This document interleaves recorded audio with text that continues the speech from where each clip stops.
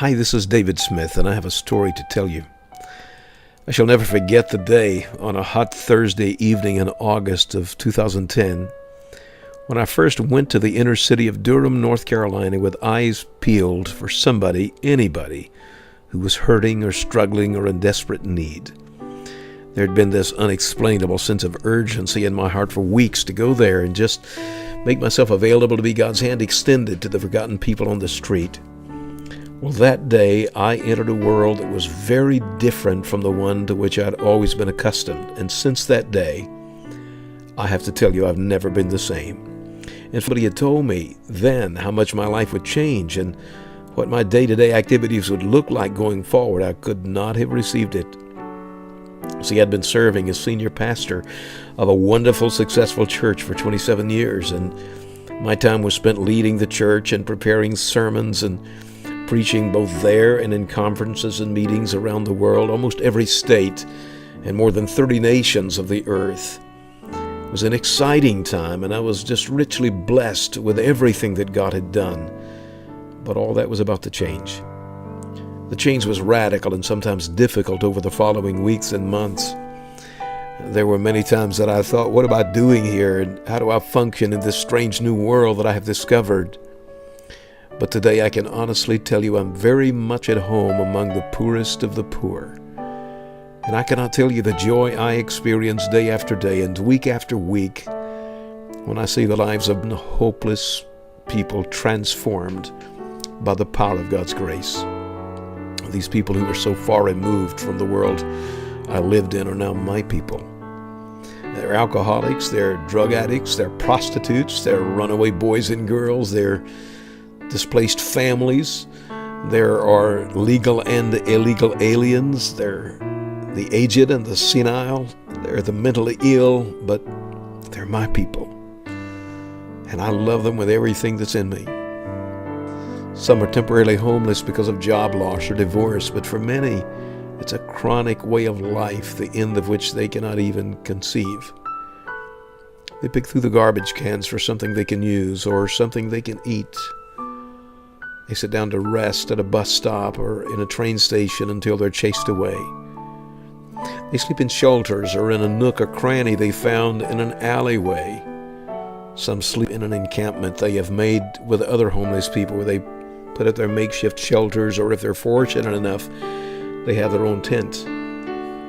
More than once I've sat on the ground in the middle of the woods to break bread with them, to cry with them, to pray with them.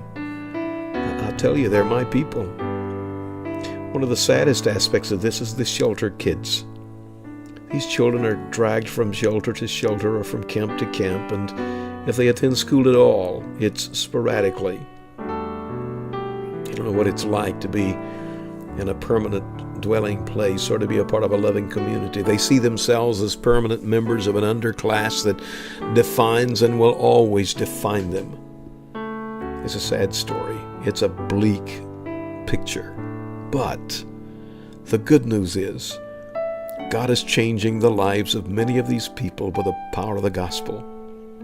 Last week on the streets of Charlotte, I met hundreds of our street friends, and we had the privilege to minister to them in many different ways and talk with them and pray with them. And then a large crowd of them gathered for our outreach event on Saturday, where we fed them a hot meal and gave them shoes and clothing and preached the gospel to them. Many came forward and prayed to receive Christ into their lives. And this is happening week after week in other cities. We comb the streets and alleys looking for those who are homeless or hurting and often hopeless. We try to meet their immediate needs as best we can. We talk with them, share with them, pray with them, and then we invite them to one of our weekly outreach events where we can give them a hot meal and try to meet their temporal needs with blankets, sleeping bags, clothes, shoes, and other life essentials. We minister to them through music and then bring a gospel message. We've seen hundreds of them come to Christ. Then we try to follow up. For example, on every Wednesday in Durham, North Carolina, in the middle of town in a park, we have a Bible study for those who have come to Christ, and also at times we give an invitation there and see them come to Christ. We started out on the first Wednesday there with 13 new believers, and now we meet with 70 or 80, sometimes 100 there in the middle of town at noon on Wednesdays.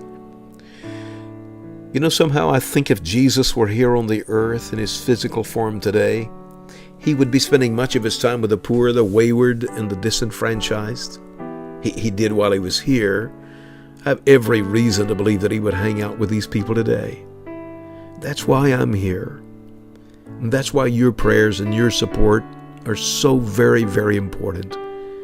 We've reached the place now, all the expenses involved, buying the food and buying the fuel and moving the equipment from place to place, that it's difficult. It's very difficult. In fact, we're at the point that we'll either have to catch up or cut back. And frankly, I can't stand the thought of cutting back. We want to continue to reach further and touch the lives of more and more people for Christ.